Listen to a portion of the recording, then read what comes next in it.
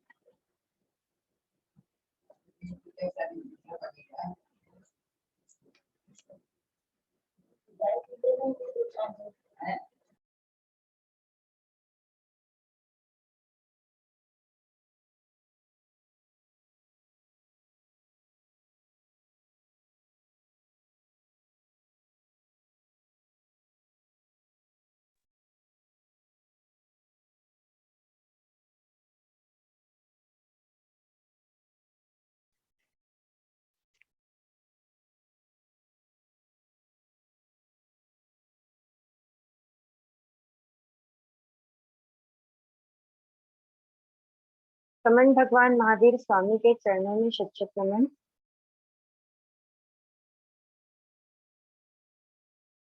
संयम सुमेरु प्रज्ञानिधि आचार्य प्रवर 1008 श्री विजयराजी महाशय के चरणों में भावभरी वंदना। परम उपकारी समस्त संयम श्री चरित्रात्मा के चरणों में भावभरी वंदना। सर्वप्रथम ज्ञानवाणी कर्म के क्षय के लिए हम ज्ञान की स्तुति पढ़ेंगे। कमर सीधी, आंखें बंद, विनय मुद्रा में। जो जन श्रद्धा भाव से करे सूत्र का ज्ञान, ज्ञानावरणीय कर्म टले, प्राप्त करे सद्ज्ञान। आपका ज्ञान अनंत है, मुझे ज्ञान की प्यास। केवल ज्ञानी मैं बनूं, यही है अंतिम आस। केवल दर्शी मैं बनूं, यही है अंतिम आस। इन्हीं शुभ भावनाओं के साथ सभी को जय जिनेन्द्र। 25 बोल की क्लास में आप सबका स्वागत है। हम 25 बोल का अध्ययन कर रहे हैं और लगभग आज हमारा 25 बोल का सिलेबस कंप्लीट होने को है ना। अगर सुचारू रहा तो आज कंप्लीट हो जाएगा हमारा 25 बोल का अध्ययन। हम अभी पढ़ रहे हैं 22वें बोले श्रावक जी के 12 व्रत। ठीक है, हम क्या पढ़े थे कल? श्रावक के 12 व्रत। 12 व्रत में क्या क्या होते हैं? 5 अनुव्रत, ठीक है, 3 गुणव्रत, और 4 शिक्षा व्रत। ठीक है, ये हमने कल पढ़ा था। अनुव्रत किसे कहते हैं? जिनमें पाप का मूल रूप से त्याग किया जाता है, वो है 5 अणुव्रत, है ना? अहिंसा, सत्य, अचौर्य, ब्रह्मचर्य और अपरिग्रह। ठीक है, 3 गुणव्रत। 3 गुणव्रत क्या-क्या है? दिशा परिमाण व्रत, उपभोग परिभोग परिमाण व्रत और अनर्थ दंड विरमण व्रत। यहाँ तक हम पढ़े थे। अनर्थ दंड मतलब जहाँ बिना किसी काम के हिंसा होती है या किसी को कष्ट दिया जाता है, चलते फिरते कभी जानवरों को मारना, पत्थर मारना, है ना? या चलते फिरते बच्चों को कभी कष्ट देना, इस तरह से जो भी अनर्थ दंड जहाँ पे कोई जरूरत नहीं और हिंसा की जा रही है। ठीक है, अब ये जो नेक्स्ट आता है 4 शिक्षा व्रत। शिक्षा व्रत क्या होते हैं? जो पूर्वकृत जो लिए हुए हमारे व्रत हैं, उनमें दृढ़ता रखवाते हैं, है ना? तो वो होते हैं शिक्षा व्रत। शिक्षा व्रत कौन-कौन से? जो शिक्षा व्रत है ना, ये ऐसा ज़रूरी नहीं है कि डेली हो। ये कभी-कभी ये डेली किए जाते हैं, कभी ये 5-7 दिनों में 1 बार किया जाता है, कभी 15 दिनों में 1 बार किया जाता है, कभी साल में 5 बार किया जाएगा, साल में 15 बार किया जाएगा। ऐसा ये डेली वाला नहीं है शिक्षा व्रत। जैसे अनुव्रत क्या है? डेली वाला था, है ना? गुणव्रत क्या है? जो उसकी गुणवत्ता को बढ़ाता है, तो वो भी डेली वाला था। लेकिन जो शिक्षा व्रत है ना, वो उनसे रिलेटेड है, लेकिन इनमें ऐसा नियम नहीं कि ये डेली वाले ही होंगे। जैसे कि 9वाँ है सामायिक व्रत। सामायिक व्रत क्या होता है? जो हम सामायिक करते हैं, वही सामायिक व्रत है जहाँ एक मतलब 2 घड़ी के लिए यानी 48 मिनट के लिए एक 1 घड़ी लगभग कम से कम 1 घड़ी यानी 48 मिनट की एक सामयिक होती है, 2 मुहूर्त की, सॉरी 1 मुहूर्त 2 घड़ी, है ना? तो 48 मिनट की एक सामयिक होती है, तो वो 48 मिनट के लिए हम सावध्य योगों का त्याग करते हैं। सावध्य योग मतलब जो पाप की क्रियाएँ हैं, जिससे पाप का जिनसे पाप होता है जिन क्रियाओं से, उनका त्याग करके हम संसार का परित्याग करके वो 48 मिनट आत्मरमण के लिए निकालते हैं, है ना? तो ये सामायिक जो व्रत है, ये आप 1 दिन में 10 बार कर सकते हैं, 10 दिन में 1 बार कर सकते हैं, जैसा भी। तो ये ऐसा एकदम नियम नहीं कि ये डेली का ही है, हालाँकि श्रावक को करना चाहिए, बट जो चीज़ है वो बता रही हूँ मैं आपको। तो वो हो गया सामायिक व्रत, फिर आता है 10वां देशावकाशिक व्रत। देशावकाशिक व्रत मतलब आप समझ जाओ अपना जो नित्य का व्यापार है ना? आचार है, उससे 1 दिन के लिए छुट्टी लेकर के आत्मरमण करना मतलब अपने आप में जीना, वो हो गया देशावकाशिक व्रत 1 दिन के लिए, जी बीच-बीच में। जैसे बड़ी तिथियों को, है ना? उस दिन हर चीज़ की मर्यादा करना। जैसे अपन 5वें व्रत छठे व्रत में क्या करते हैं? दिशा की मर्यादा करते हैं ना? कि ऊँची-नीची, तिरछी दिशा में जितना जाना उसकी मर्यादा। वो छठे व्रत में जीवन पर्यंत के लिए करते हैं कि जीवन पर्यंत हम इतने दूर नहीं जाएँगे, इतने दूर नहीं जाएँगे। यहाँ पे मतलब जीवन पर्यंत के लिए ये हो जाता है कि कभी कोई नियम ले लिया कि मैं इंडिया से बाहर नहीं जाऊँगा, है ना? यहाँ पे देशावकाशिक व्रत में क्या होता है? 1 दिन की मर्यादा होती है। मतलब आज के दिन की मर्यादा है कि आज मैं अपने शहर से बाहर नहीं जाऊँगा या मैं अपने राज्य से बाहर नहीं जाऊँगा, स्टेट से बाहर नहीं जाऊँगा या इतने किलोमीटर के आगे नहीं जाऊँगा, ऐसे होता है। जैसे अब 7वें व्रत में जीवन पर्यंत के लिए अगर किसी ने समझो लिलोती की मर्यादा की कि मैं 40 लिलोती के उपरांत नहीं लगाऊँगा पूरा जीवन पर्यंत। तो यहाँ पे 1 दिन के लिए सोचता है बंदा कि आज मैं मतलब श्रावक कि आज मैं 10 लिलोती के उपरांत नहीं लगाऊँगा, है ना? इस तरीके से देशावकाश व्रत, दया व्रत या दया व्रत भी इसी के अंतर्गत आता है, जिसमें हम 1 दिन के लिए अपने व्यापार, आचार दैनिक हमारा जो आचार है, उससे छुट्टी लेकर के 1 दिन किसमें आत्मरमण में रहते हैं, ठीक है? ये सावकाशिक व्रत हुआ। फिर 11वां है प्रतिपूर्ण पौषध व्रत। बड़ी तिथियों को दूज, पाचम, आठम, 11, 14 पक्खी आदि तिथियों को वो 4 प्रहर या 8 प्रहर का जो कोसा किया जाता है ना? पोसा मतलब जो 8 प्रहर का पोसा किया जाता है प्रतिपूर्ण पौषध, ये क्या प्रतिपूर्ण, तो ये पोसा जो हम करते हैं वो व्रत है प्रतिपूर्ण पौषध व्रत। तो इसमें श्रावक मर्यादा करता है कि मैं महीने में इतने पोसे करूंगा या इतने पौषध करूंगा या साल भर में इतने पोसे या पौषध करूंगा। ठीक है, तो ये हो गया प्रतिपूर्ण पौषध व्रत। फिर आता है अतिथि समविभाग व्रत। लास्ट क्या होता है, अतिथि समविभाग व्रत। ये प्रतिपूर्ण पौषध व्रत में क्या होता है, आहार के साथ साथ श्रृंगार का, व्यापार का, है ना, भोग का, हर चीज का त्याग होता है। ठीक है, सिर्फ क्या रहता है, धर्म ध्यान में लीन रहते हैं। अतिथि समविभाग व्रत क्या होता है, घर पे पधारे साधु साध्वियों को उनके योग्य और मतलब जो उनके नियमों में कोई दोष न लगाए, उस रीति से, उस तरीके से आहार पानी या उनके यूज की वस्तुएं जैसे पाट पाटला, बुक्स, कॉपी, पेन, जो भी उनको नीड है वो प्रदान करना या वो बहराना, है ना, श्रद्धा भाव से वो बहराना, वो हो गया अतिथि समविभाग व्रत। ठीक है, यहाँ पर अतिथि का मतलब क्या हो गया, यहाँ पर अतिथि का मतलब पंच महाव्रतधारी साधु साध्वी हैं। ठीक है, तो ये हुए साधु के 12 व्रत। श्रावक के 12 व्रत। श्रावक इन व्रतों का दृढ़ता पूर्वक पालन करे तो वो अपने बहुत सारे कर्मों को क्या कर सकता है, क्षय कर सकता है। श्रावक को अपने ये व्रत सब पता होने चाहिए। श्रावक के 12 व्रत बहुत अच्छा एक समझने वाला और हर श्रावक को ग्रहण करने वाला एक प्रोजेक्ट है या एक चैप्टर है।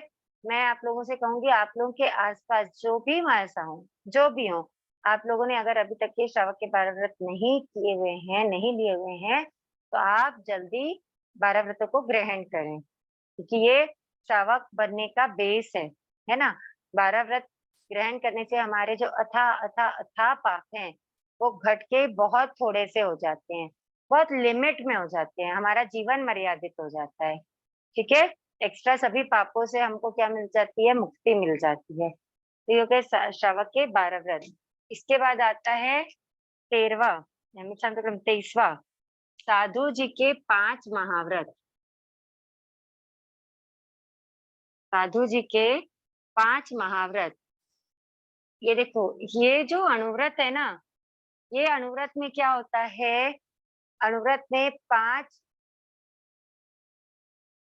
जो पाप है उनका स्थूल रूप से त्याग किया जाता है। ठीक है, और ये जो स्थूल रूप से त्याग करते हैं तो हम क्या कहलाते हैं, जो स्थूल रूप से त्याग करता है तो वो श्रावक होता है ना। और जब इन्हीं का संपूर्ण त्याग होता है तो वो क्या हो जाता है, साधु हो जाता है। संपूर्ण त्याग यानी महा यानी क्या हो गया, बड़ा, है ना, महा यानी बड़ा या संपूर्ण, समझ में आ रहा है। तो ये कहलाता है महाव्रत। तो महाव्रत कौन कौन से हैं, महाव्रत भी वही हैं, अहिंसा, सत्य, अचौर्य, ब्रह्मचर्य, अपरिग्रह, ये है 5 महाव्रत। ठीक है, तो सबसे पहला अहिंसा। जैसे मुझे लगता नहीं कि ये मुझे आप लोगों को फिर से बताने की जरूरत है, फिर भी हम एक बार रैंडमली पढ़ लेते हैं।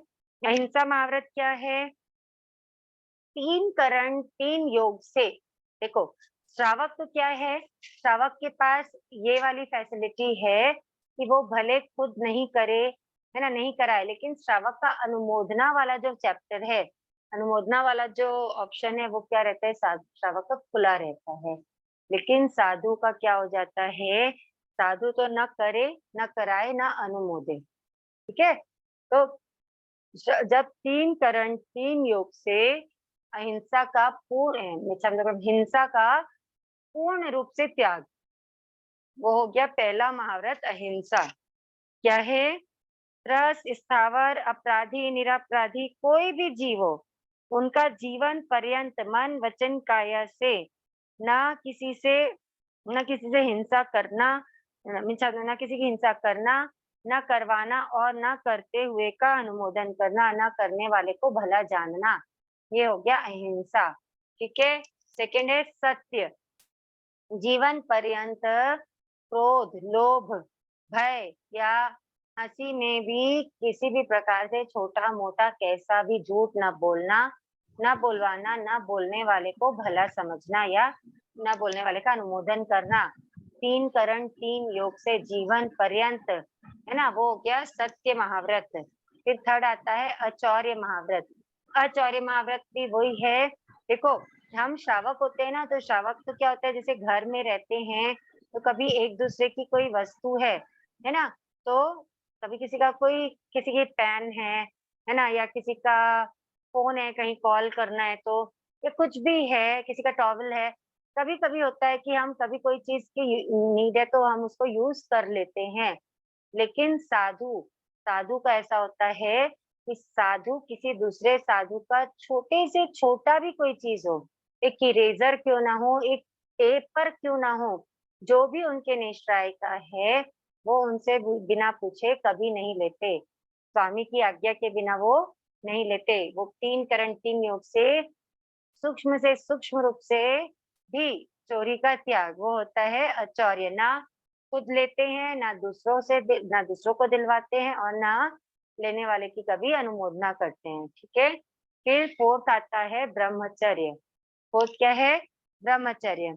मन वचन काया से काम भोग का विकार का सेवन न करना, न करवाना और न ही करने वाले का अनुमोदन करना। ठीक है। ये है महाव्रत। ब्रह्मचर्य महाव्रत का पालन करने के लिए साधु साध्वी, मतलब साधु हो गए तो साधु स्त्री को, और साध्वी तो पुरुष को छूने का भी त्याग करते हैं। देखो, कोई भी व्रत है, जो बाकी के जो चारों व्रत है, उसमें भगवान ने कोई वाड़ नहीं बताई है, कोई उसकी क्या नहीं बताई है, बाउंड्री वॉल नहीं बताई है। लेकिन ये जो चौथा व्रत है, कौन सा? ब्रह्मचर्य, इसकी कितनी वाड़ बताई है भगवान ने? इसकी 9 वाड़ बताई है भगवान ने। क्योंकि ये जो व्रत है ना, ये बहुत, क्या बोलना चाहिए, इसको पालना बहुत कठिन होता है, और इसका टूटना बहुत इजी होता है। बहुत डेलिकेसी होती है इसमें, है ना। ये थोड़ी सी हवा लगी नहीं और ये गया, ऐसा हो जाता है। इसलिए इसकी मजबूती के लिए 9 वाड़ बताई है भगवान ने। ठीक है। तो ये फोर्थ था ब्रह्मचर्य व्रत। और पांचवा है अपरिग्रह व्रत। अपरिग्रह मतलब परिग्रह नहीं करना। देखो, कोई भी, जो भी जीवन जी रहे हैं, उनको थोड़ी ना थोड़ी वस्तुओं की तो आवश्यकता होती है ना, चाहे साधु साध्वी हो चाहे हम हो। हमारे पास तो एक्सेस होता है कोई भी चीज। ठीक है। मतलब हम क्या है, आज के अलावा हम भविष्य में बहुत जीते हैं। पल का भरोसा नहीं रहता, लेकिन सदियों का सामान हम इकट्ठा करके रखते हैं, है ना, वही है परिग्रह। लेकिन साधु साध्वी का क्या है? साधु साध्वी उतना ही रखते हैं जितना उनको आज के लिए जरूरी है। ठीक है। बरसों का सामान वो इकट्ठा करके नहीं रखते। जो उनके संयम निर्वहन के लिए अति आवश्यक है, उतना ही साधु साध्वी अपने पास रखते हैं। इवन जैसे मेडिसिन भी है, जो उनको कल भी लेनी है, वो भी अगर साधु अपने पास नहीं रखते हैं, वो भी किसी के पास रहती है, जब उनको जरूरत रहती है तो वो उनसे आज्ञा लेकर ग्रहण करते हैं। आपने देखा होगा ना, साधु साध्वी कोई भी चीज बिना आज्ञा के नहीं लेते, नहीं लेते ना। वो हमारे घर पधारते तो पानी भी, वो पहले हमारी आज्ञा लेते हैं, फिर वो पानी ग्रहण करते हैं या गोचरी ग्रहण करते हैं। तो ये तो अचौर्य में आ गया। लेकिन बता रही हूँ मैं आपको, तो अपरिग्रह मतलब छोटी से छोटी भी चीज है। अब जैसे साधु साध्वी को वस्त्र सिलने के लिए सुई तो हमेशा लगेगी ना, ऐसा तो नहीं है कि नहीं लगेगी, लेकिन फिर भी वो अपने पास नहीं रखते, परिग्रह नहीं करते। जितना उनको जरूरी है, अति आवश्यक है, सिर्फ उतना ही सामान वो अपने पास रखते हैं। ठीक है। ये हो गए साधु के 5 महाव्रत। ठीक है। ये 23वें बोले था। अब 24वें बोले हैं प्रत्यक्षान के 49 भंग, जो हम कल कर चुके हैं, है ना। अब आएगा 25वें बोले चारित्र 5। देखो, चारित्र क्या होता है? क्या होता है चारित्र? ज्ञान अर्जन करने के बाद, है ना, जो ज्ञान हमने अर्जन किया है, जो ज्ञान अर्जित करते हैं, उस ज्ञान को अर्जन करने के बाद आत्मा के कल्याण के लिए, मोक्ष प्राप्ति के लिए आत्मा के कल्याण के मार्ग पर चलना क्या होता है? चारित्र होता है।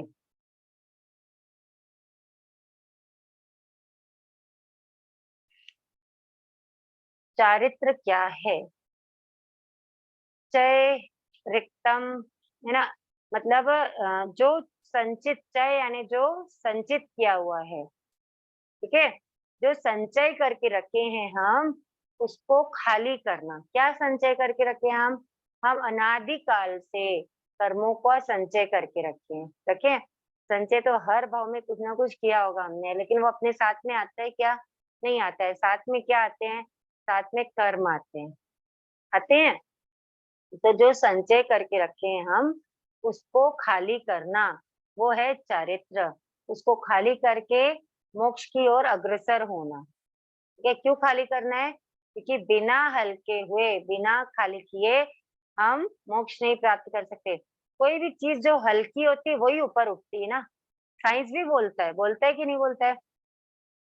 ऊपर उठने के लिए हल्का होना जरूरी है। तो वैसे ही जब आत्मा हल्की होती है, कर्मों का वजन उस पे से हट जाता है, तो वो क्या करती है? सीधे ऊपर उठ जाती है, ऋजु गति से कहाँ चली जाती है? मोक्ष में चली जाती है, सिद्ध स्थान पे, सिद्ध क्षेत्र में पहुंच जाती है। ठीक है, तो चारित्र समझ में क्या आया आपको? मोक्ष प्राप्ति के लिए आत्म कल्याण के मार्ग पर चलना क्या है? चारित्र है। ये चारित्र 5 प्रकार के हैं। सबसे देखो, ये चारित्र 5 प्रकार के हैं। पहला है सामायिक चारित्र। सामायिक चारित्र मतलब सीधे सीधे समझ लो, हम जो सामायिक करते हैं वो क्या होता है? हम 2 करण 3 योग से सामायिक करते हैं ना। हम 2 करण 3 योग से कुछ समय के लिए संसार के पापों का त्याग करते हैं। ठीक है, सभी पापों का त्याग करते हैं। हम जो 2 करण 3 योग से करते हैं, साधु साध्वी उसी को 3 करण 3 योग से करते हैं। कौन से भंग से करते हैं, जरा बताएंगे मुझे? साधु साथी जो हम सामायिक करते हैं, वो कौन से भंग से करते हैं? और साधु साथी जो सामायिक करते हैं, वो कौन से भंग से करते हैं? कोई बता सकते हैं? कौन से अंक का भंग आएगा? साधु साध्वी के सामायिक करने का भंग अंक 33। बहुत बढ़िया, है ना। तो साधु साध्वी 3 करण 3 योग से संसार के सभी पापों का त्याग करते, सावधि योगों का त्याग करते हैं, उसी का नाम है सामायिक चारित्र। मतलब सामायिक चारित्र जैसे जो जो भी पाप क्रिया हो रही होती है ना, साधु पाप करेंगे नहीं, साधु पाप करवाएंगे नहीं, और करते हुए का अनुमोदन करेंगे नहीं, मन से, वचन से और काया से। तो वो कौन सा चारित्र हुआ? ये चारित्र होता है सामायिक चारित्र। ये जो सामायिक चारित्र है ना, ये सामायिक चारित्र भी 2 प्रकार का होता है। देखो, ये जो सामायिक चरित्र है, ये सामायिक चरित्र भी क्या है? 2 प्रकार का है। ठीक है, पहला होता है इत्वरिक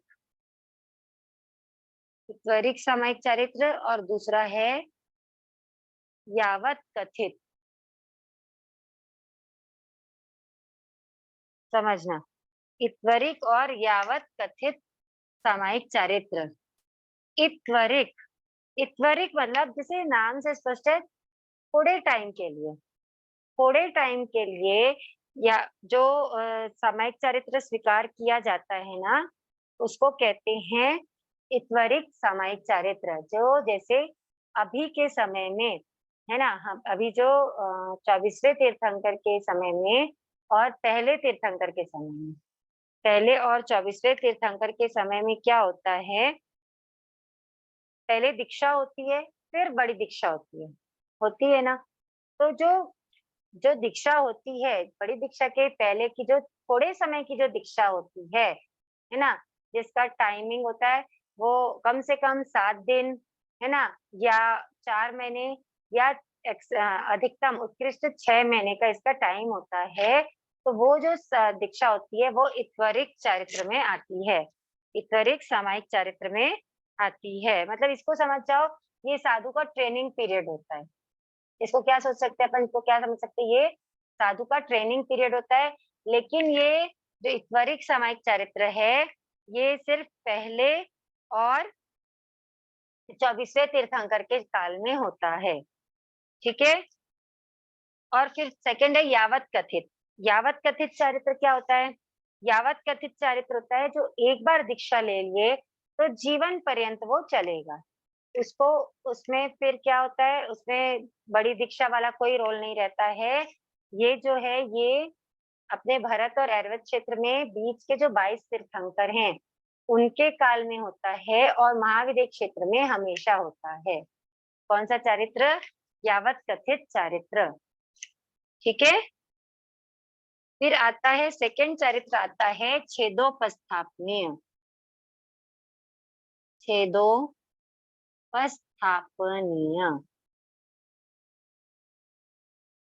ये ना देखो, ये दो वर्ड से बना है, छेद प्लस उपस्थापना या उपस्थापनीय समझ लो आप।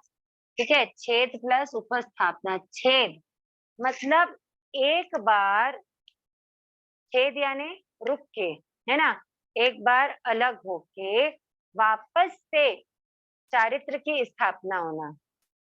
जैसे कई बार होता है कि जब मूल गुणों में कोई तकलीफ आती है या मूल गुणों का नाश होता है, मतलब या अनाचार हो जाता है, तो क्या होता है, उसको वापस से जो प्रायश्चित लेकर के वापस से संयम में स्थिर होना, मतलब संयम ग्रहण करना, है ना।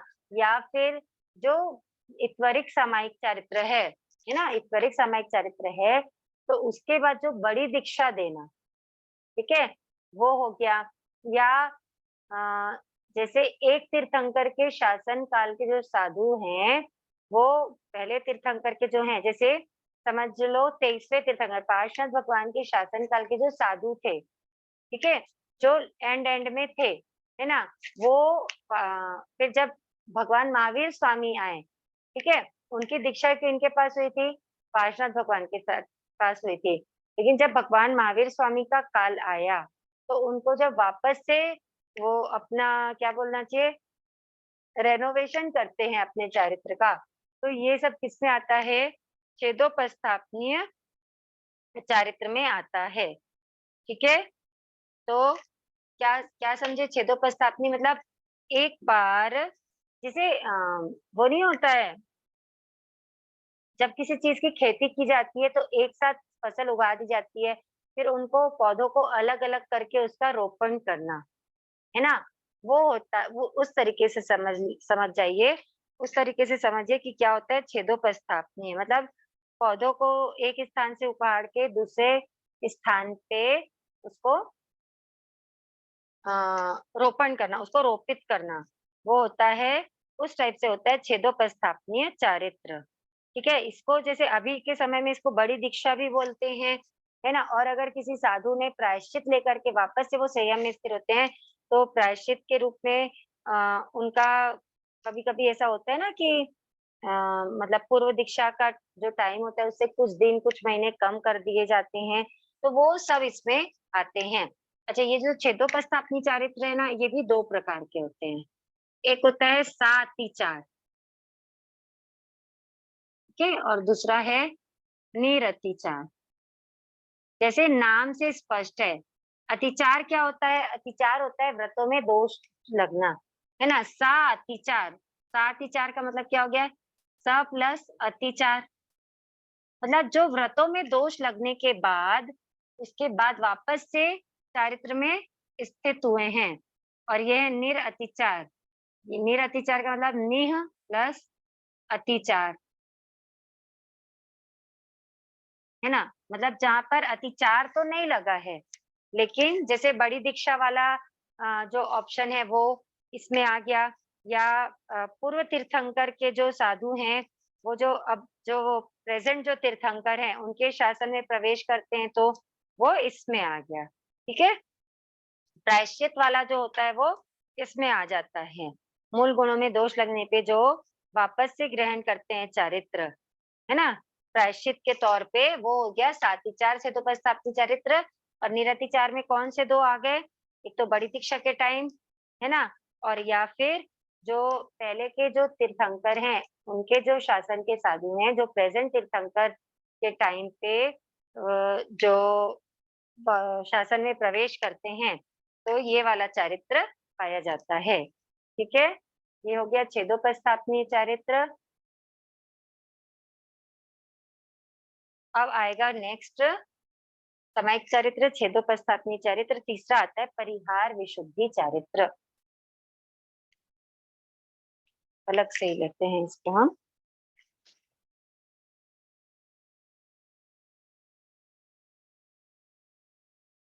देखो हमारी ये आज की क्लास ऑलमोस्ट लास्ट क्लास है। कल अगर एक डाउट क्लियरेंस क्लास करनी है तो हम कर सकते हैं, लेकिन उसकी रिकॉर्डिंग शायद नहीं हो पाएगी। तो जैसा भी होगा एक बार लास्ट में इस चीज को डिस्कस करेंगे अपन। ठीक है? थर्ड आता है परिहार विशुद्धि चारित्र।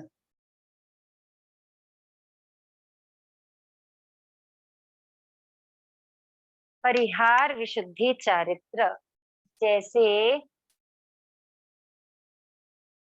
किसी भी क्लास मतलब किसी स्कूल से जब कोई टूर्नामेंट में जाते हैं, है ना? एक सेकंड, कुछ क्वेश्चन आया है। पूर्व दीक्षा या उसमें से कुछ दिन कुछ महीने कट कर दिए जाते हैं, मीन्स जब ना मूल गुणों में जब कोई दोष लग जाता है ना? किसी साधु के मूल गुणों में कोई दोष लग जाता है तो वो प्रायश्चित लेते हैं। ठीक है? जब जैसे कि अपने एक एग्जाम्पल के लिए, जब कोई मारसा की तबीयत खराब हो गई, ठीक है, कुछ ऐसा इशू आ गया कि उनको ऑपरेशन करवाना पड़ा, या उनको एक जगह से दूसरी जगह व्हीकल में जाना पड़ा। ठीक है? कभी कोई पैर फ्रैक्चर हो गया या एक्सीडेंट हो गया, कुछ भी हो गया, तो जो व्रतों में दोष लगता है ना, उसके लिए वो प्रायश्चित लेते हैं। तो प्रायश्चित लेते हैं तो कई बार ऐसा प्रायश्चित आता है उनका कि उनकी जो दीक्षा पर्याय है ना वो कम कर दी जाती है। तो दीक्षा पर्याय कम कर दी जाती है, उससे क्या हो जाता है? उससे देखो, सबसे मतलब एकदम प्रैक्टिकली समझना इस चीज को कि अपन को ऐसा लगेगा कि क्या फर्क पड़ता है अगर दीक्षा पर्याय कम कर दी गई तो। अगर दीक्षा को 10 साल हुए तो उसको 9 साल गिनने से क्या फर्क पड़ता है? ठीक है? यहाँ पे फर्क ये पड़ता है कि जब दीक्षा पर्याय कम कर दी जाती है तो अभी तक के जो उनसे छोटे, मतलब ये 10 साल के दीक्षा पर्याय वाले जो साधु थे, उनको 9 साल के दीक्षा पर्याय वाले साधु वंदना करते रहते हैं। जो अब ये हो जाता है कि अब उनको जो अभी तक जो उनको वंदना कर रहे थे, अब उनको उन्हीं वंदना करनी है। अब ये छोटे हो गए, वो बड़े हो गए। अब पहले वो इनका विनय करते थे, सेवा शुश्रूषा करते थे गोचरी पानी आदि में, अब इनको करना है। समझ रहे हो? तो इस तरीके से प्रायश्चित दिया जाता है। ठीक है? ये हो गया।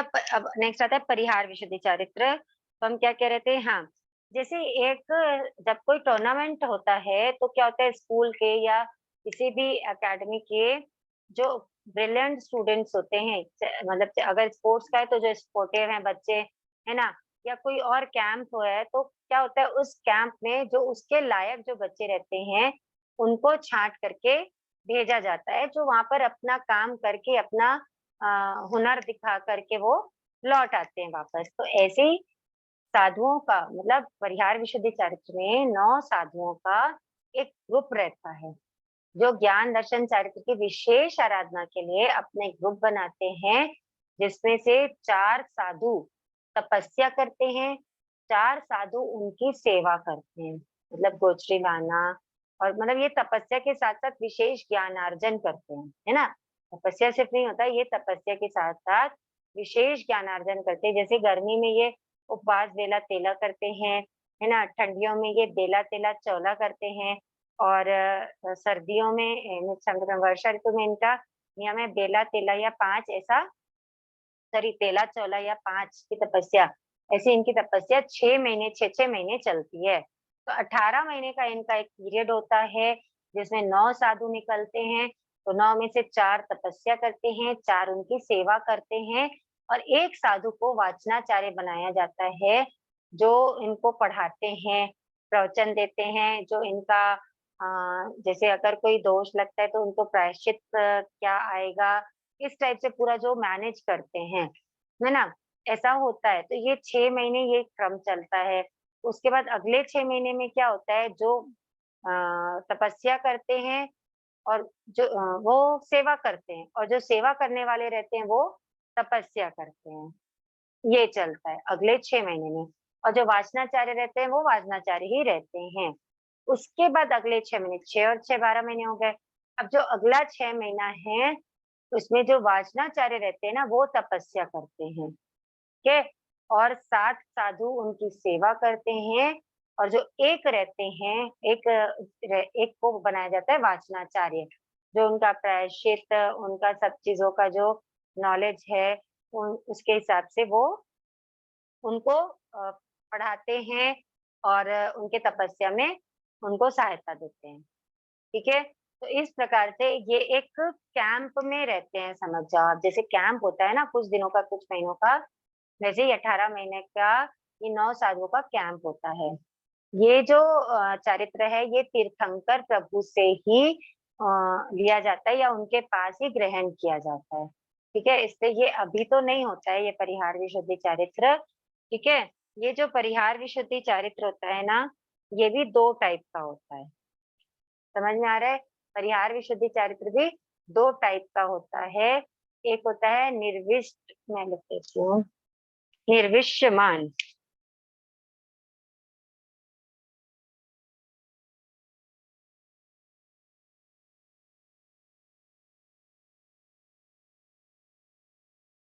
एक है निर्विष्यमान परिहार विशुद्धि चरित्र और सेकंड है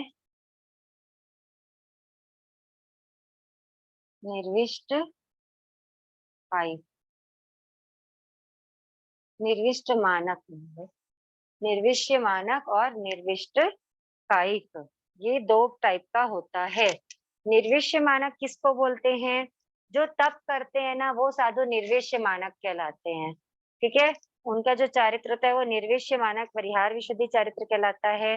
और जो तप करके जो व्यायावृत्त करे, जो साधु की सेवा कर रहे हैं, है ना, उनको कहते हैं निर्विष्ट कायिक साधु, ठीक है? तो इनका जो चरित्र होता है ना वो निर्विष्ट कायिक साधु परिहार विशुद्धि चरित्र कहलाता है, ठीक है? इसमें क्या होता है, इस चरित्र के जो आराधना करना चाहते हैं ना, उनका नियम है, उनकी जो दीक्षा होती है ना वो कम से कम 20 साल की होनी चाहिए, उनकी दीक्षा पर्याय, है ना? और उनकी जो उम्र है वो 27 साल से कम की नहीं होनी चाहिए, ठीक है? उसके साथ साथ उनको कितना है, 9वें पूर्व की तीसरी आचार वस्तु का नॉलेज होना चाहिए। जो 14 पूर्व हमने पढ़े थे ना, उसमें से 9वें पूर्व की तीसरी आचार वस्तु का नॉलेज होना चाहिए, वो ही मतलब इसका भी एक ऐसा है वो है टर्म्स कंडीशंस हैं कि जो जो इतने क्वालिफाइड होंगे वो ही ये चरित्र अंगीकार कर सकते हैं, ठीक है? योग्य परिहार विशुद्धि चरित्र, ठीक है? तो ये इतना क्लियर हुआ कि ये चरित्र अभी नहीं है, ये तीर्थंकर भगवान के समय ही होता है। अब आता है 4th आएगा सूक्ष्म संप्रदाय चारित्र। ये नाम कहीं सुना हुआ लग रहा है क्या? सूक्ष्म संप्रदाय लग रहा है, किसी को याद आ रहा है सूक्ष्म संप्रदाय? गुणस्थान में गुणस्थान बिल्कुल, बहुत अच्छे। ये हमने पढ़ा है गुणस्थान में। कौन सा गुणस्थान है? 10वां गुणस्थान है ना? तो जो 10वें गुणस्थान, देखो चारित्र कहाँ से स्टार्ट होता है? चारित्र कौन से गुणस्थान से स्टार्ट होता है? फटाफट बताओ मुझे, चारित्र कौन से गुणस्थान से स्टार्ट होता है? लिख के बताओ तो। 5वें गुणस्थान से। 5वें से। लिख के बताओ, लिख के बताओ, लिख के बताओ। 5वें से। 5 5वां गुणस्थान कौन सा है ऐसा? पांचवा गुण स्थान कौन सा है? पांचवा गुण स्थान है देश वीरति श्रावक गुण स्थान। श्रावक को चारित्र होता है क्या? नहीं। नहीं होता ना। चारित्र स्टार्ट होता है छठे गुण स्थान से, ठीक है, प्रमादी साधु गुण स्थान से। तो छठे गुण स्थान से चारित्र स्टार्ट हो जाता है ना। और जो 10वां गुण स्थान कौन सा है? सूक्ष्म संप्राय गुण स्थान। तो 10वें गुण स्थान वाले जीवों का जो चारित्र होता है ना, वो होता है सूक्ष्म संप्राय चारित्र। सूक्ष्म संप्राय, जहाँ पर कषाय अत्यंत सूक्ष्म होता है, एकदम सूक्ष्म लोभ का उदय होता है, जो हमने 10वें गुण स्थान में पढ़ा है। तो उस समय जीव का जो चारित्र होता है उसको क्या बोलते हैं? सूक्ष्म संप्राय चारित्र कहते हैं। जैसे जैसे घर को हम झाड़ू से पूरा साफ कर देते हैं, ठीक है, घर का झाड़ू लगाकर पूरा कचरा साफ कर दिया जाता है। उसके बाद जो एकदम बारीक बारीक धूल के कण बच जाते हैं, उसको किससे साफ किया जाता है? पोछे से साफ किया जाता है ना। तो वैसे ही ये जो सूक्ष्म संप्राय चारित्र भी क्या करता है, ये जो पोछे का काम करता है, ये हमारे कर्मों के कचरे को साफ करने का काम करता है, सूक्ष्म संप्राय चारित्र, ठीक है। तो ये जो मतलब जो जैसे पोछे से क्या एकदम क्लियर हो जाता है ना, वैसे ही ये जो सूक्ष्म या थोड़ी जो कषाय जो बची रह जाती है, वो क्या हो जाती है? वो भाव सिद्धि से खत्म हो जाती है। और जीव कहाँ 10वें गुण स्थान से कहाँ पहुंच जाता है? 11वें गुण स्थान में पहुंच जाता है, ठीक है। इस चरित्र के भी दो भेद हैं। इस चरित्र के भी दो भेद हैं। संक्लिश्यमान सूक्ष्म संप्राय चारित्र, और सेकंड है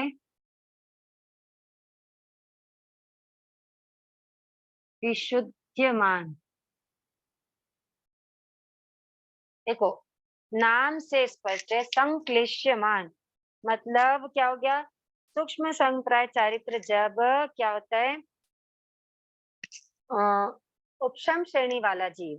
कौन होता है उपशम श्रेणी वाला जीव? मतलब 11वें गुण स्थान वाला जीव, उपशांत मोनी गुण स्थान वाला जीव, जो जिसने अपने मोनी कर्म को या कषायों को क्या किया हुआ है? दबाया हुआ है, क्षय नहीं किया, दबाया हुआ है। तो उनके उदय में आने पर वो वापस कहाँ गिरता है? 10वें गुण स्थान में गिरता है ना। तो जो मोनी कर्म के उदय से क्या उस 11वें गुण स्थान वाले जीव ने क्या किया होता है? अपने मोनी कर्म को, कषायों को उसने दबाया होता है, वो उनको दबा दबा कर आगे बढ़ता जाता है ना। वैसे ही वो 11वें गुण स्थान में पहुंचता है।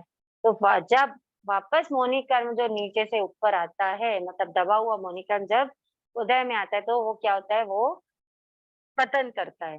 पतन करता है मतलब वो जीव नीचे गिरता है। 11वें से वो कहा जाता है 10वें में आता है। मतलब जो 11वें से 10वें में आया है, वो उसके भीतर जो संक्लेश रहता है, उस कारण से 10वें गुण स्थान वाले उस वाले चारित्र को क्या बोलते हैं?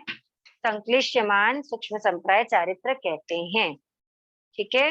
और विशुद्धमान, विशुद्धमान मतलब जो श्रेणी चढ़ते हैं, चाहे वो शपथ श्रेणी हो चाहे उपशम श्रेणी, मतलब एक 8वें से 9वें, 9वें से 10वें, 10वें से 11वें, 12वें, ऐसे ऊपर चढ़ते जाने वाले, श्रेणी चढ़ने वाले साधु के जो परिणाम हैं, वो धीरे धीरे क्या होते जाते हैं? विशुद्ध होते जाते हैं।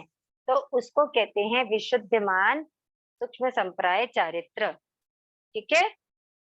समझ में आ गया? ये 10वें गुण स्थान का चारित्र है। कौन सा? सूक्ष्म संप्राय चारित्र। अब नेक्स्ट आता है 5वां, आएगा यथाख्यात चारित्र। कौन सा है? यथाख्यात चारित्र। नाम से स्पष्ट हो रहा है। देखो, यह नाम क्या है? यथाख्यात चारित्र। इस चारित्र को ना वीतराग चारित्र भी बोलते हैं। क्यों बोलते हैं ये समझो। इसका नाम क्या है? यथाख्यात। मैंने बोला ना, नाम से स्पष्ट है। नाम क्या है? यथा, है ना, प्लस आख्यात। आख्यात मतलब क्या होता है? कहा हुआ। यथा यानी जैसा, आख्यात मतलब कहा हुआ। किसका कहा हुआ? जैसा तीर्थंकर भगवान ने फरमाया है। क्या बोल रहे हैं? जैसा वीतराग प्रभु ने फरमाया है, उस पूर्ण रूपेण कषाय रहित अवस्था को प्राप्त कर लेना। किसका कहा हुआ है ये? वीतराग प्रभु का कहा हुआ है। इसको क्या बोलते हैं? वीतराग चारित्र। ठीक है, समझना। यथाख्यात क्यों कहते हैं? मतलब जो भगवान, सर्वज्ञ भगवान ने कहा है, उसी पूर्ण रूपेण कषाय रहित मोक्ष अवस्था को प्राप्त कर लेना। मतलब ये मोक्ष अवस्था को प्राप्त कर लेना यानी उस ओर कदम बढ़ा लेना, है ना। जैसा भगवान ने बताया, उस पूर्ण रूपेण कषाय रहित अवस्था। कषाय रहित अवस्था, देखो कषाय कहाँ पर नष्ट हो जाता है? जो कषाय है, पूर्ण रूप से कषाय कौन से गुण स्थान में नष्ट हो जाता है? बताओ मुझे। गुण स्थान जिसने जिसने पढ़ा होगा उसको पता होगा। पूरा 12वें कषाय, कषाय कौन से गुण 12वें में स्थान में नष्ट हो जाता है? 12वें में नहीं सा, देखो मैंने आपको 10वें क्या बताया 10वें था। में होता है मध्यम दामी, वो जयजनेन्द्रिय। 10वें में हाँ, लोभ रहता है, सूक्ष्म लोभ रहता है, बाकी सारी कषाय खत्म हो जाती है। किसने आंसर दिया ये वाला? आपका मैंने शुभ नाम? मेरा प्रोमिला जैन। प्रमिला जी, बहुत अच्छा आंसर है आपका। अभी मैंने आपको बताया था कि 10वें गुण स्थान में एकदम सूक्ष्म लोभ बचा रहता है, जो विशुद्धि से, जो परिणामों की विशुद्धि से क्या हो जाता है? नष्ट हो जाता है। और जीव कहाँ? 11वें में चला जाता है। तो 10वें गुण स्थान में पूरे कषाय क्या हो जाते हैं? नष्ट हो जाते हैं। तो 11वें गुण स्थान से जो भगवान ने, सर्वज्ञ भगवान ने बताया है, उस पूर्ण रूपेण कषाय रहित अवस्था को जो प्राप्त करते हैं जिस चारित्र में, वो है यथाख्यात चारित्र। मतलब समझो, ये यथाख्यात चारित्र कौन से गुण स्थान से स्टार्ट होगा? बताओ। जहाँ पे कषाय रहित अवस्था है, कौन से गुण स्थान से प्राप्त हुआ यथाख्यात चारित्र? 10वें से 12वें 10वें से यथाख्यात चारित्र। बहुत अच्छा, बहुत अच्छा आंसर आ रहा है। मधु जी का आंसर है 11वां, एम जैन जी का आंसर है 11वां, मंगला जी 11वां गुण स्थान। एकदम सही आंसर है अनीता जी, मंगला जी। देखो 10वें गुण स्थान में जहाँ कषाय पूर्ण रूप से नष्ट हो गया है, तो 11वें गुण स्थान से हमको क्या प्राप्त होगा? यथाख्यात चारित्र प्राप्त होगा, है ना, जहाँ पर कषाय बिल्कुल भी नहीं है। तो सर्वज्ञ भगवान द्वारा बताया हुआ, उनके द्वारा जैसा कहा हुआ है, वैसे पूर्ण रूपेण कषाय रहित अवस्था को प्राप्त कर लेना क्या होता है? यथाख्यात चारित्र होता है। एक सेकंड, किसी ने कुछ लिखा है, मैं पढ़ लूं। बट इन 10th गुणस्थान लिटिल बिट ऑफ कषाय is there, then how it is complete absence. देखो मैंने बताया ना, सूक्ष्म संप्राय का मतलब है एकदम सूक्ष्म लोभ। एकदम सूक्ष्म लोभ जब रहता है वो 10वें गुण स्थान में रहता है, लेकिन 10वें गुण स्थान के अंत तक परिणामों की विशुद्धि से वो सूक्ष्म लोभ भी क्या हो जाता है? समाप्त हो जाता है। ठीक है, वहां पे वो फिर वो नहीं रहता, या वो है भी ना तो वो कर्म बंध का हेतु नहीं रहता है, उसका कोई रोल नहीं रहता है। तो वैसे वो पूरा नष्ट हो जाता है परिणामों की विशुद्धि से। ठीक है, जब तक वो रहता भी है तब तक के भी वो क्या रहता है? वो एक्टिव नहीं रहता है, सिर्फ वो नाम का रहता है ना। तो ये जो यथाख्यात चारित्र है, ये जो चारित्र है ना, ये भी दो प्रकार का है। यथाख्यात चारित्र भी क्या है? दो प्रकार का होता है। पहला है उपशांत कषाय। देखो समझना, उपशांत कषाय, और जो भी अनम्यूट हो रहे हैं वो प्लीज म्यूट हो जाएं। क्यों नहीं समझते हो आप लोग? आपके कारण किसी को ज्ञान में अंतराय लगती है। उपशांत कषाय और दूसरा है क्षीण कषाय। उपशांत कषाय वीतराग चारित्र या यथाख्यात चारित्र, क्षीण कषाय वीतराग चारित्र। मैंने बताया ना, इसका नाम वीतराग चारित्र भी है। तो उपशांत कषाय वीतराग चारित्र और क्षीण कषाय वीतराग चारित्र। उपशांत कषाय देखो, जिन्होंने क्या बोल रहे हैं, उपशांत कषाय मतलब कषाय का उपशमन किया है, जो कषाय को क्या करे हैं, कषाय मौनी कर्म का क्षय न करके उन्होंने क्या किया है, उपशम किया हुआ है, तो वो कौन सा चारित्र होगा, वो उपशांत कषाय वीतराग चारित्र होगा, जो 11वें गुण स्थान में पाया जाएगा। ठीक है। फिर सेकेंड आता है क्षीण कषाय वीतराग चरित्र। क्षीण कषाय वीतराग चरित्र मतलब जो जिन्होंने मौनी कर्म का उपशम ना करते हुए बल्कि क्या किया है, संपूर्ण क्षय किया है ना। तो ये जो क्षीण कषाय मतलब उपशम नहीं किया, क्या किया है, क्षय किया है, तो ये कौन से गुण स्थान में आएगा, ये 12वें 13वें और 14वें गुण स्थान में आएगा। ठीक है। ये बताओ मेरे को कि क्षीण कषाय उपशांत कषाय उपशांत कषाय वीतराग चारित्र 12वें 13वें गुण स्थान में आएगा कि नहीं आएगा? नहीं आएगा। बोलो बोलो। उपशांत कषाय वीतराग चरित्र 12वें 13वें गुण स्थान में से किसमें पाया जाएगा? 12वें में पाया जाएगा या 13वें में पाया जाएगा? 12वें में।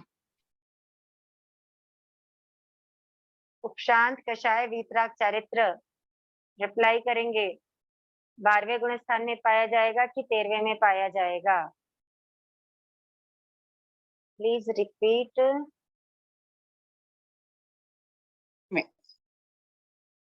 13वें में पाया जाएगा। निर्विष्यमान है निर्विष्ट का, मैं करती हूँ रिपीट, एक बार इसका आंसर लेती हूँ ना।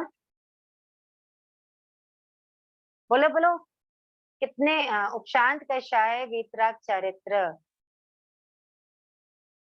ये 13वें में पाया जाएगा।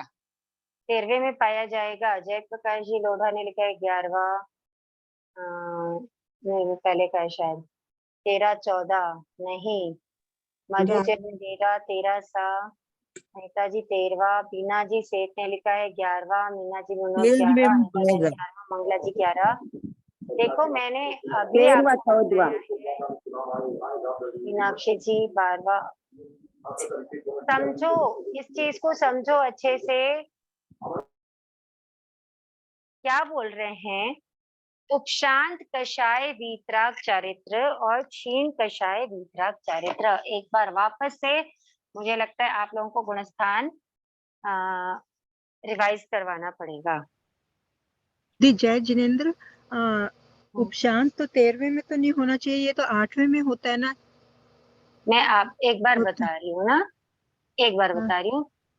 देखो उपशांत कषाय वीतराग चारित्र, ठीक है, और यहाँ पर आता है अपना क्षीण कषाय वीतराग चारित्र।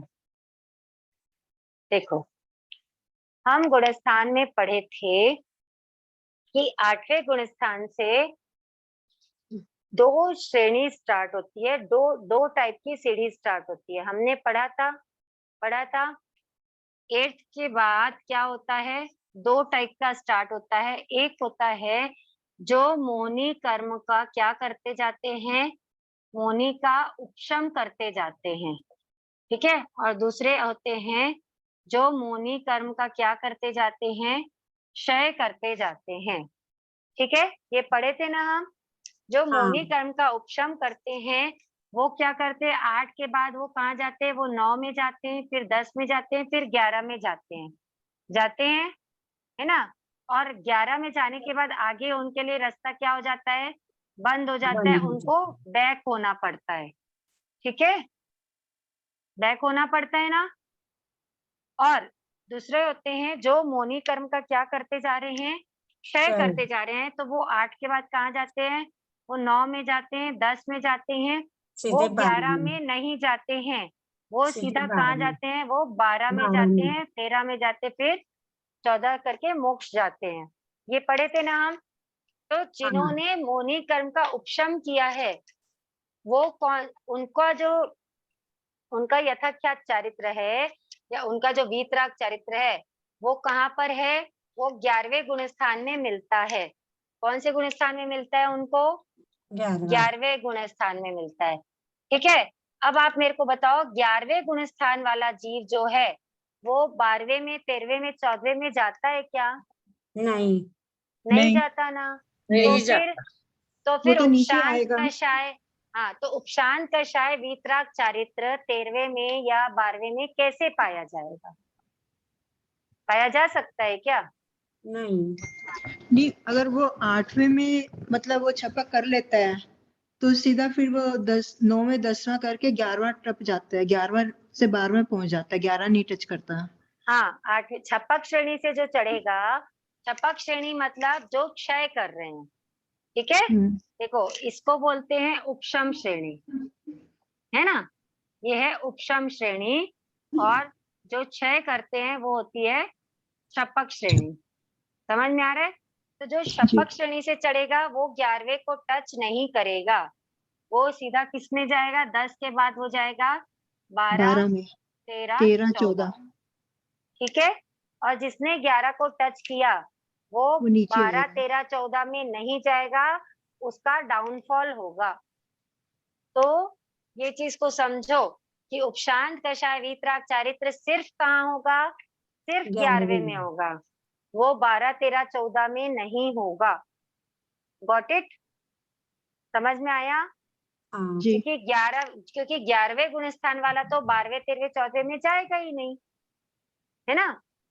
और जो क्षीण कषाय वीतराग चारित्र है, क्षीण कषाय वीतराग चारित्र वो 12वां, 13वां, 14वां में होगा। ये 11वें गुण स्थान में होगा क्या? क्षीण नहीं। कषाय वीतराग चारित्र नहीं। नहीं। क्यों नहीं होगा? क्यों नहीं होगा? मैंने क्यों? उपशम किया है, क्योंकि वो उदय में आ सकते हैं ना, उपशम किया हुआ वापिस। क्षीण एक्चुअली में वो कषाय 11 ही नहीं, वीतराग चारित्र 11वें गुण स्थान में क्यों नहीं पाया जाता? मोहिनी क्रम का संपूर्ण क्षय कर दिया उन्होंने। नहीं किया तभी नहीं आएगा ना वो। नहीं किया है, उपशम किया है, दबा के रखा है, तो वो वापिस हाँ। उदय में आ सकते हैं। देखो मैं बोलती हूँ, सुनो सुनो। क्षीण कषाय वीतराग चारित्र वाला जो है उसने क्या किया है? वो मोनी कर्म का क्षय करते हुए आगे बढ़ रहा है। तो जो मोनी कर्म का क्षय करते हुए आगे बढ़ता है वो 11वें गुण स्थान को टच नहीं करता। ठीक है, तो जो 11वें गुण स्थान को टच नहीं करता तो क्षीण कषाय वीतराग चारित्र 11वें गुण स्थान में कैसे पाया जाएगा? पाया जा सकता है क्या? नहीं पाया जा सकता। समझ में आ गई ये बात?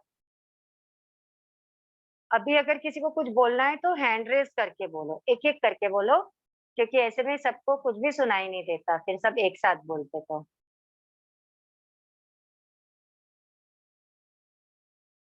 ठीक है, क्लियर हो गया ये।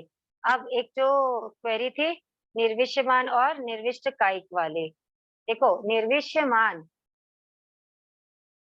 एक सेकंड, क्षीण कषाय एक बार और, चलो मैं एक बार और यही समझा देती हूँ।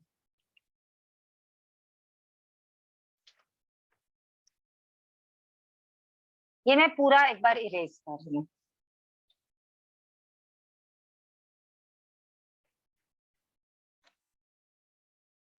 आप लोगों ने शायद, बहुत सारे लोगों ने गुणस्थान की क्लास नहीं अटेंड की, मुझे ऐसा लगता है।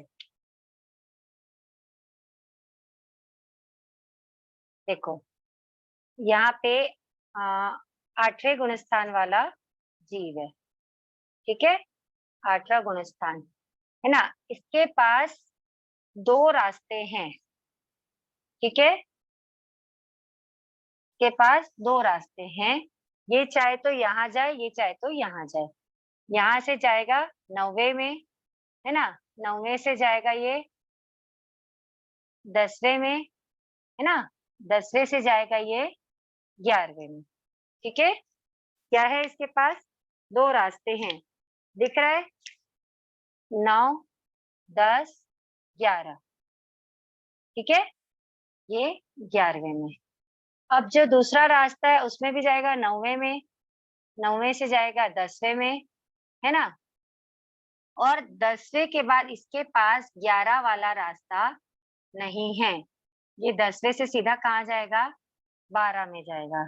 11 वाला जो पार्ट है 11वीं सीढ़ी, इसके लिए 11वीं सीढ़ी का रास्ता नहीं है। इसका रास्ता सीधा कहाँ जाता है? 12वें में जाता है। 12वें से 13वें में जाएगा और 13वें से 14वें में जाएगा। तो देखो ये वाला जो है कौन सा वाला है? जो ये वाला रास्ता है, ऊपर वाला जो रास्ता है, ये कौन सा रास्ता है? ये जो जीव है वो क्या कर रहा है? वो उपशम करता हुआ जा रहा है। उपशम करता हुआ मतलब दबाता हुआ जा रहा है। किसको दबाता हुआ जा रहा है? मोनी कर्म कर्म को। की प्रकृतियों को, है ना? ये मोनी कर्म की प्रकृतियों को ये दबाता हुआ जा रहा है। तो जब वो दबाता हुआ जा रहा है तो वो 9वें से 10वें में या 10वें से 11वें में गया, यहाँ पे उसका रास्ता बंद हो गया। और ये जो है ये क्षय करता हुआ जा रहा है। ये कहाँ जा रहा है? क्षय करता हुआ जा रहा है।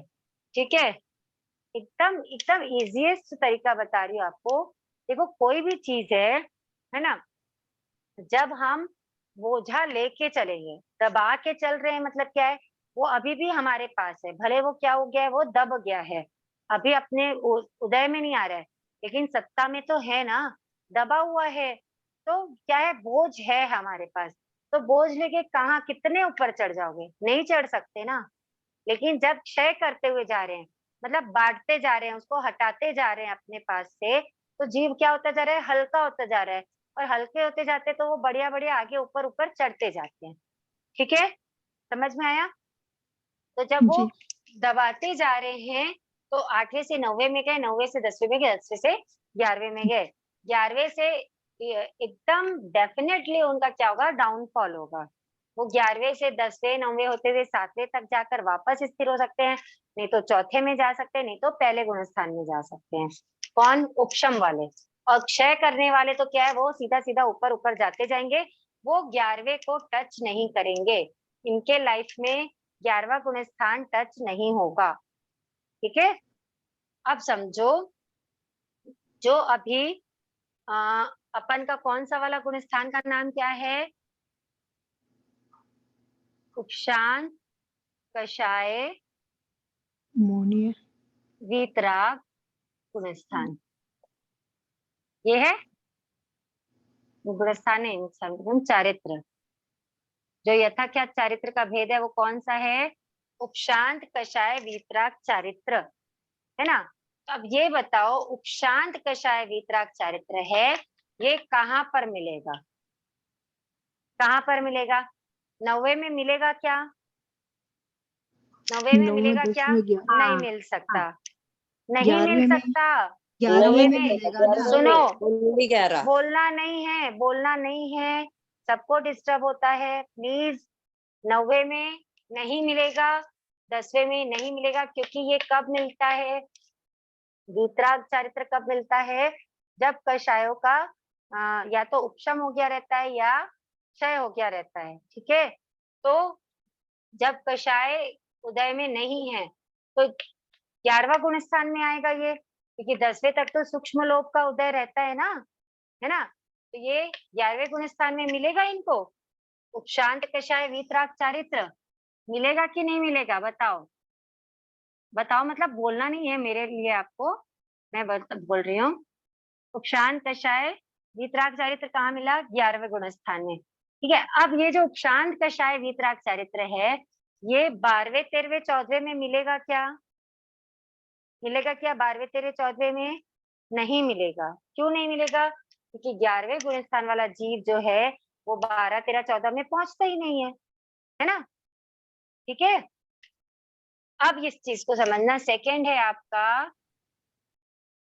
क्षीण, कषाय, वीतराग चारित्र। क्या है? क्षीण, कषाय, वीतराग चारित्र। अब समझो, ये जो क्षीण, कषाय, वीतराग चारित्र है, ये जो चारित्र है ये 9वें में मिलेगा क्या? नहीं मिलेगा। 10वें में मिलेगा क्या? नहीं मिलेगा। क्यों नहीं मिलेगा? क्योंकि 9वें 10वें तक के कषाय का उदय रहता है ना? नहीं मिलेगा। 11वें में मिलेगा क्या? नहीं मिलेगा। क्यों नहीं मिलेगा? क्योंकि जो क्षय करता हुआ जीव चढ़ रहा है, मोहिनी कर्म की प्रकृति को जो क्षय करता हुआ चढ़ रहा है, वो 11वें गुण स्थान को टच ही नहीं करेगा। उसके पास 11वां गुण स्थान ओपन है ही नहीं, है ना? वो सीधा सीधा कहाँ जाएगा? वो 10वें से सीधा 12वें गुण स्थान में जाएगा। तो क्षीण कषाय वीतराग चारित्र कब उत्पन्न होता है या कब प्राप्त होता है? क्षीण कषाय वीतराग चारित्र 12वें में प्राप्त होता है।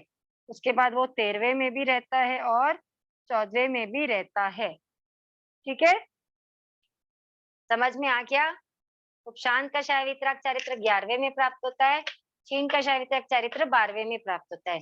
उपशांत कषाय वीतराग चारित्र सिर्फ 11वें में ही रहता है, वो 12, 13, 14 में नहीं रहता है। क्षीण कषाय वीतराग चारित्र 12वें में प्राप्त होता है, लेकिन 13वें 14वें में भी रहता है। क्षीण कषाय वीतराग चारित्र 12 से 14 तक रहता है। Okay, clear? अब मैं एक बार निर्विष्टमान और निर्विष्यमान और निर्विष्ट का एक बता देती हूँ। देखो दी एक क्लास है ना, आप इसकी ले लेना कभी भी, जब भी आपको टाइम मिले तो गुणस्थान की। हाँ, गुणस्थान की लेने के भाव हैं। देखो अभी ना मंडे से प्रज्ञा जागरण की क्लासेस स्टार्ट हो रही है। मैं आप सबसे अनुरोध करूंगी कि आप लोग वो क्लासेस जरूर अटेंड करें, क्योंकि वो कितना टाइम क्लासेस क्या है? अटेंड करें, उसका टाइमिंग यही रहेगा। संभावना मतलब जो क्लास 1, देखो वो ना 1 to 5th की क्लासेस अभी स्टार्ट हो रही हैं, तो सभी क्लासेस का टाइमिंग अलग अलग है, लेकिन क्लास 1 से ही स्टार्ट करनी है आपको अटेंड करनी है ना। तो क्लास 1 का टाइमिंग तो रात का ही रहेगा संभावना, बाकी उसका टाइम टेबल भी दिया जाएगा आपको, क्या बोलते हैं उसमें ग्रुप में बताया जाएगा। आप लोग सभी, मैं सबसे बोलूंगी, आपको आता भी होगा, बहुत सारे यहाँ पर सूज्ञ बैठे हैं, ज्ञानी हैं, बहुत सारे लोग हैं, मुझे पता है, जिनको बहुत सारा नॉलेज है, लेकिन फिर भी मैं चाहती हूँ कि आप लोग प्रज्ञा जागरण की स्टार्ट करें क्लासेस। हाँ, मैं पढ़ाने वाली हूँ क्लास 1, संभावना मैं ही पढ़ाऊंगी, ठीक है? जूम मीटिंग भेज हाँ, देना, लिंक भेज देना। जूम लिंक आपको आज क्लास में उसका फॉर्म का लिंक आया है, ऑनलाइन फॉर्म का लिंक आया है, आप लोग फॉर्म भरिए। उसका सिलेबस का भी लिंक आएगा, वो सिलेबस का भी मैसेज आएगा कि क्या क्या सिलेबस होता है कौन कौन सी क्लास में। आप चाहें तो एक साथ आप first, second, third, fourth, fifth जितनी भी क्लासेस का एग्जाम देना चाहते हैं तो आप दे सकते हैं। कोई एक क्लास का देना चाहता है तो क्लास 1 का दीजिए, कोई 2 का देना चाहते हैं तो 1, 2 का दीजिए। इजी है, लेकिन समझने वाली चीजें हैं जो आपको डेली लाइफ में यूज होती हैं, वैसी चीजें हैं। मैं एकदम मतलब अश्योर करती हूँ आप लोगों को कि आप लोगों को अच्छा लगेगा अटेंड करके। करने आप के लोग भाव रखेंगे दी। हाँ, भाव बिल्कुल, रखेंगे उसकी भी पूरा। रिकॉर्डिंग्स मिलेंगी, उसकी भी ठीक रिकॉर्डिंग्स है, मिलेंगी, है ना? अगर आपका ठीक है, कभी मिस हो जाता है तो उसकी भी रिकॉर्डिंग्स रहती है। तो मंडे से स्टार्ट होगा, आज हमारा ये कंप्लीट हो गया। एग्जाम कहाँ होगा इसका 25 बोल का पूछ रहे हैं। 25 बोल का एग्जाम का जैसा भी होगा मैं आपको इस ग्रुप में अपडेट करूंगी, है ना? जैसा भी रहेगा, अभी थोड़ा सा मैं बिजी चल रही हूँ, नहीं तो अभी तक के हो जाता मेरा पूरा प्रिपरेशन, बट करेंगे। डेली रहेगी क्या? नहीं सा, देखिए प्रज्ञा जागरण की जो क्लासेस रहती है ना, वो क्लास वाइज होती है, हफ्ते में 2 दिन होती है। जैसे क्लास 1 की हफ्ते में 2 दिन होगी, क्लास 2 की हफ्ते में 2 दिन होगी, वैसा चलता है वो। इसलिए आप लोग चाहे तो एक साथ 2-3 क्लासेस के भी एग्जाम दे सकते हैं, बहुत ज्यादा ज्यादा कोर्स नहीं रहता है। इसका एग्जाम अक्टूबर में होगा प्रज्ञा जागरण का, और ये 3-4 महीने उसकी पढ़ाई होगी, तो आप लोग जरूर अटेंड करिए, है ना? जैसे जैसे पढ़ते जाएंगे ज्ञान बढ़ता जाएगा, ज्ञान बढ़ता जाएगा तो अपने आचार में, विचारों में शुद्धि आते जाएगी, जो हमको क्या करेगी, हमारी आत्मा को हल्का बनाएगी। आप कौन सी क्लास ले रहे हो? मैं क्लास 1 लूंगी संभावना, ठीक है? वैसे भी जो लोग न्यू कमर्स है ना, जिन्होंने प्रज्ञा जागरण का पहले एग्जाम नहीं दिया है, उनको क्लास 1 से स्टार्ट करना होगा। तो आप चाहे, मैंने जैसे बताया, 1, 2, 3 जितने भी क्लासेस का आप चाहो तो एग्जाम एक साथ दे सकते हैं। जय प्रकाश पापा की तबीयत अब कैसी है जी? जय जिनेन्द्र कह रहे हैं। हाँ सा, आप लोगों की सबके दुआएं या सबका आशीर्वाद बोलूं, अभी मेरे पापा स्टेबल हैं, ठीक है, अभी चल रहा है, जैसा भी होगा आगे बाहर दिखाने का प्लान है उनको, बट अभी स्टेबल है। और बस इन्हीं सब के चलते थोड़ा सा मैं भी डिस्टर्ब चल रही हूँ, बट स्टिल मुझे खुशी है कि 25 बोल हमारा कंप्लीट हो गया सुखे समाधे। जैसा भी होगा गुणस्थान की क्लास एक बार बीच में लेने के मैं भाव रखती हूँ वापस से। मैंने कहा है, कई लोगों के मैसेजेस आए हुए हैं, तो आप लोग 25 बोल ग्रुप में बने रहिएगा। जैसा भी होगा मैं ग्रुप में अपडेट करूंगी, एग्जाम का भी और गुणस्थान की क्लासेस का भी। और इसके अलावा भी अगर आप लोग चाहते हो बीच बीच में कोई चैप्टर अगर आपको रिवीजन में भी नहीं समझ में आ रहा हो, कुछ ऐसा टफ हो, तो हम बीच बीच में कभी कभी बीच में क्लासेस ले लेंगे, कोई बाधा नहीं है। ठीक है, ज्ञान जितना हो सके हम उतना ग्रहण करेंगे, और बनते कोशिश मैं मेरा मेरा प्रयास रहता है कि मेरे कारण किसी को अंतराय ना लगे जब भी कोई पढ़ना चाहे। 25 बोल की बुक नहीं आई, बुक की तैयारी चल रही है मैं ग्रुप में एक नंबर शेयर करूंगी, आप लोग उनसे पूछ सकते हैं कि बुक कब तक आएगी। ठीक है, गुणस्थान की क्लास एक बार और लेना। हाँ बिल्कुल लूंगी मैं गुणस्थान की क्लास, आप लोग एकदम रिलैक्स रहिए, बस थोड़ा सा टाइम लगेगा, जैसा भी होगा हम लेंगे। ठीक है, तो आई होप आज का समझ में आ गया। अच्छा, निर्विष्य मानव निर्विष्ट कायिक रह गया। देखो, जैसे मैंने बताया ना कि 9 साधुओं का ग्रुप होता है ना। 9 साधु में से 4 4 और 1, इसमें समझाती हूँ मैं एक बार आपको।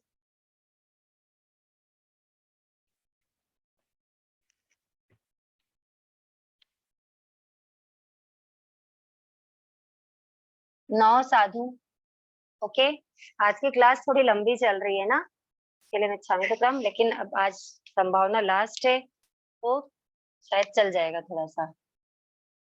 9 साधु में 4 साधु का एक ग्रुप बना, 4 साधु का एक ग्रुप बना और एक साधु। ठीक है, कितने हो गए? 4 4 8 और 1 9 हो गए। ये जो 4 साधु होते हैं ना, वो क्या करते हैं?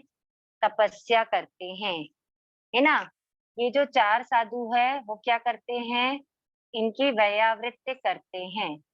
ठीक है, और एक जो साधु होता है वो वाचनाचार्य होता है।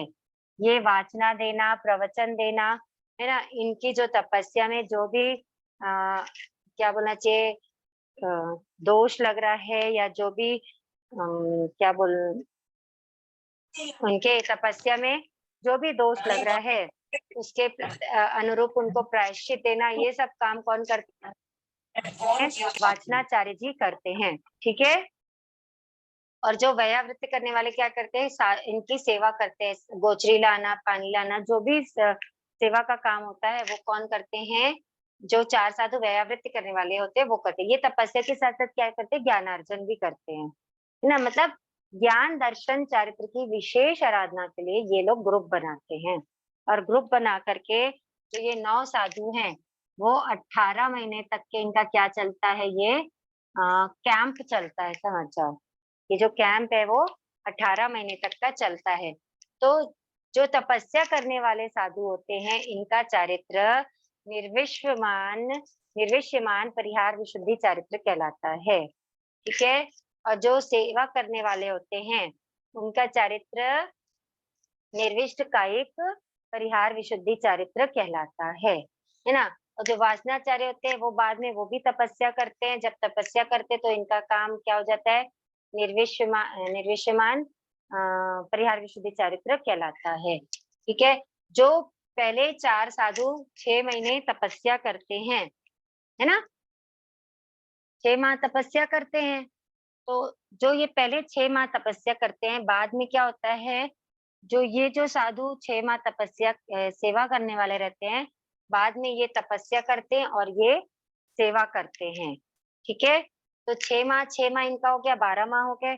फिर जो बचे हुए 6 माह हैं उसमें ये जो वाचनाचार्य हैं वो तपस्या करते हैं, और 8 में से 7 साधु सेवा करते हैं और एक साधु वाचनाचार्य बनते हैं।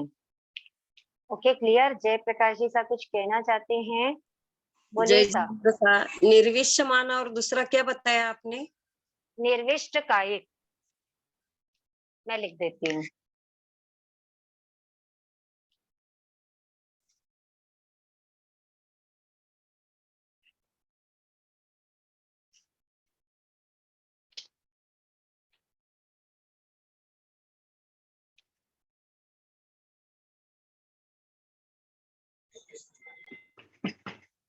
निर्विष्य मानक, ठीक है।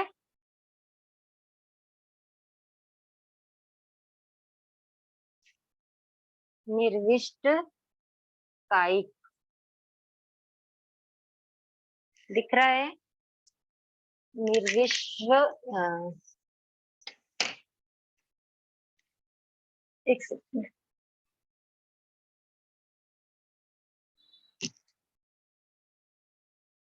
निर्विष्य मानक और निर्विष्ट कायिक, ठीक है।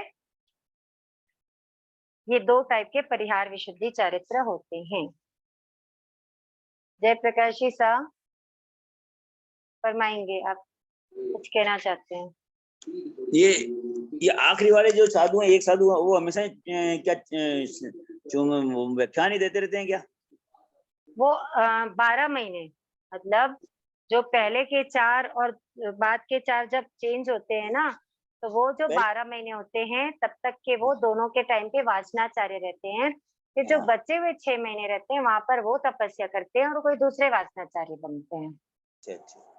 और मैं ये कह रहा था कि सबको 45 गाथा का भक्तामर की 45 गाथा का स्मरण करना चाहिए और एक एक करके अम्बिल करना चाहिए, सब तबीयत ठीक हो जाएगी पापा की।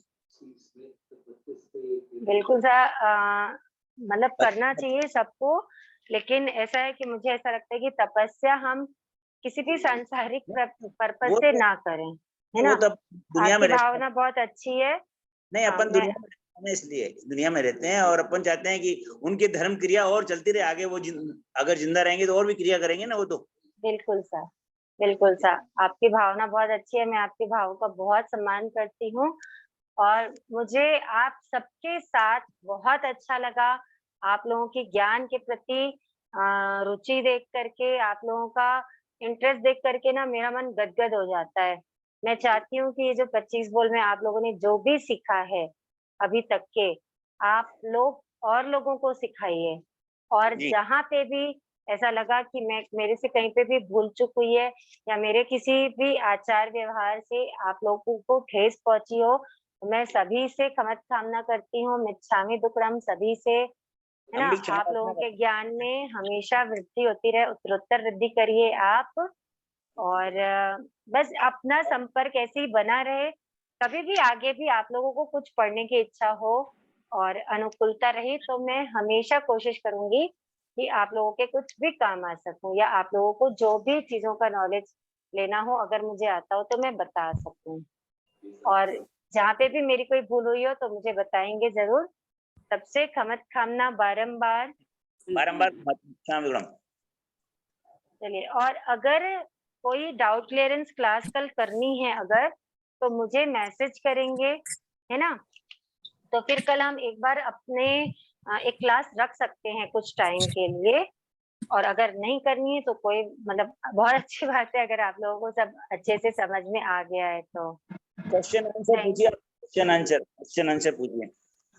क्वेश्चन आंसर पूछने का तो अभी समय नहीं हो पा रहा है साहब, क्योंकि क्वेश्चन आंसर ऐसे नहीं पूछ सकती मैं, उसके लिए क्वेश्चंस बनाने पड़ेंगे। आप लोगों के अगर कुछ क्वेश्चंस हैं, कुछ डाउट्स हैं, तो हम जरूर उसको क्लियर करेंगे। एक क्लास एग्जाम से पहले ले लीजिएगा। बिल्कुल सर, कोशिश रहेगी कि आप लोग पढ़ते रहिए, है ना। 15-20 दिन में एग्जाम लेने के भाव में रखती हूँ। आप लोग इस पर रिविजन करते रहिए। सारी रिकॉर्डिंग्स आपके पास है यूट्यूब पे। जब जो डाउट हो आप रिकॉर्डिंग से भी कर सकते हैं और ऐसे भी पूछ सकते हैं, मुझे मैसेज कर सकते हैं, मुझे कॉल कर सकते हैं, जैसे भी कन्वीनियंट होगा। अगर सहयोग रहा तो मैं बिल्कुल आपका डाउट क्लियर करने के भाव रखती हूँ। गुरुजनों का बहुत बड़ा उपकार है कि हमारी ये 25 बोल की क्लास आनंद संपन्न हुई, है ना। गुरुजनों का उपकार मानते हुए आज की क्लास के लिए इतना ही, इस सेशन के लिए इतना ही। जिनाज्ञा विरुद्ध कुछ कहने में आया तो मिच्छामि दुक्कडम। आप सब अपने ज्ञानार्जन में यूं ही वृद्धि करते रहें, जल्द से जल्द सबके सब मोक्षगामी बने। इन्हीं भावनाओं के साथ we will miss the class Meenu ji, even I will miss the class, I will miss you all very much. मुझे भी अच्छा लगता था, मेरा भी समय इतना अच्छा जा रहा था। फिर आगे हमारा संपर्क बना रहेगा। I hope 2 find you all in Pragya Jagran class. मुझे लगता है जितने लोग भी यहाँ पर हैं वो सबको मैं वापस से प्रज्ञा जागरण में मिलूंगी। ऐसे मुझे आशा नहीं, पूर्ण विश्वास है ना? क्योंकि जो हमारा रूटीन था वही चलेगा। ठीक है, हमारा संपर्क ऐसे ही बना रहे इन्हीं भावनाओं के साथ, इन्हीं शुभ भावनाओं के साथ। सबको जय जिनेंद्र, कमर सीधी, आंखें बंद, जय जिनेंद्र विनय मुद्रा के साथ, अहोभाव से। बहुत बहुत धन्यवाद दीदी, बहुत अच्छा समझाया हमें, बहुत अच्छा लगा। चलिए आंखें बंद, अहोभाव से, कमर सीधी। अहो गुरुवर कृपा करी, दीन ज्ञान की दान, भव भव में ना भूलेंगे आपका उपकार, गुरु सा आपका उपकार। अविनय जो हो गया उसको माफ करो, मेरे सारे कर्म को आप ही साफ करो, ओ गुरु सा आप ही साफ करो। श्रवण भगवान महावीर स्वामी की जय। प्रज्ञा निधि आचार्य प्रवर 1008 श्री विजयराज जी महाराज साहब की जय। समस्त संयमशील चारित्र आत्माओं की जय। जैन धर्म की जय। जय जिनेंद्र सभी को। प्रज्ञा जागरण का ऑनलाइन फॉर्म फिल कर देंगे। I hope to find you all. मैं आशा करती हूँ कि मैं आप सबसे वापस मंडे को प्रज्ञा जागरण की क्लास में पक्का मिलूंगी। ठीक है, हमारा संपर्क बना रहे।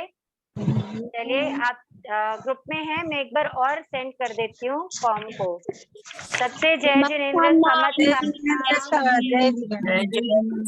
जय जिनेंद्र। आपका कीमती समय हमें देने का बहुत बहुत धन्यवाद बहुत बहुत जय जिनेंद्र। हमने क्वेश्चन पूछे, बहुत बहुत बार जिज्ञासा पूछी। जिनेंद्र साहब बहुत बहुत आभार, बहुत अच्छा लगा, आपने बहुत अच्छा पढ़ाया। बहुत जिज्ञासा तो वही, उसी को जिज्ञासा होती है जो मोक्ष के करीब जा रहा है। ठीक है, तत्व ज्ञान में रुचि होगी तभी जिज्ञासा होगी। जिज्ञासा होनी चाहिए, और मुझे अच्छा लगता है जब जिज्ञासा होती है आप लोगों को, तब समझ में आता है कि आपको पढ़ने में रुचि है। चलिए, सबसे जय जिनेंद्र। जय जिनेंद्र।